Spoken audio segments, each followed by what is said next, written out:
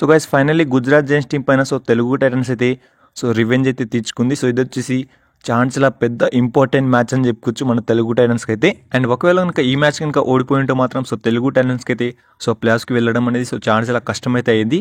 కానీ మనకైతే సెకండ్ హాఫ్లో టోటల్లీ మారిపోయిందని చెప్పుకోవచ్చు. ఫస్ట్ హాఫ్లో మినిమం మనకైతే 9 పాయింట్స్తో గుజరాత్ జైంట్స్ టీం అయితే లీడ్ చేస్తుంది. కానీ సెకండ్ హాఫ్లో మనకైతే తెలుగు టైటన్స్ అయితే మామూలుగా అయితే కంబ్యాక్ అయితే ఇవ్వలేదు. మెయిన్లీ టోటల్లీ మనకైతే ఫస్ట్ హాఫ్లో విజయ్ అండ్ మనకైతే ఆశీష్ నెహ్వాల్ అయితే లీడ్ చేయడం అయితే జరిగింది.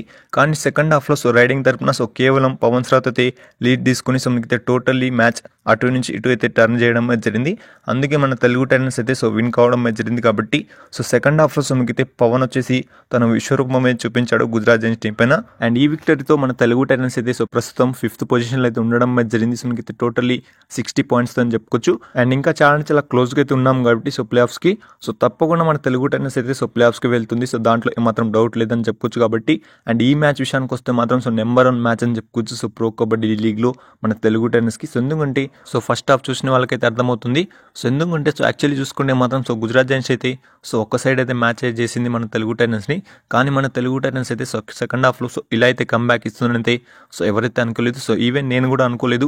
మ్యాచ్ పోయిందని అనుకున్నాను. కానీ సెకండ్ హాఫ్లో వచ్చేసి మొత్తం మన పవన్ శ్రాత్ అయితే చేంజ్ చేసేస్తాడు. కాబట్టి చూద్దాం అప్కమింగ్ మ్యాచెస్లో కూడా మన పవన్ శ్రాత్ అయితే అండ్ టీమ్ వచ్చేసి ఇలా కనుక ఆడితే మాత్రం టేబుల్లో ఇంకొన్ని పాయింట్స్ అయితే యాడ్ అయ్యే అవకాశం అయితే ఉంటుంది. కాబట్టి చూద్దాం.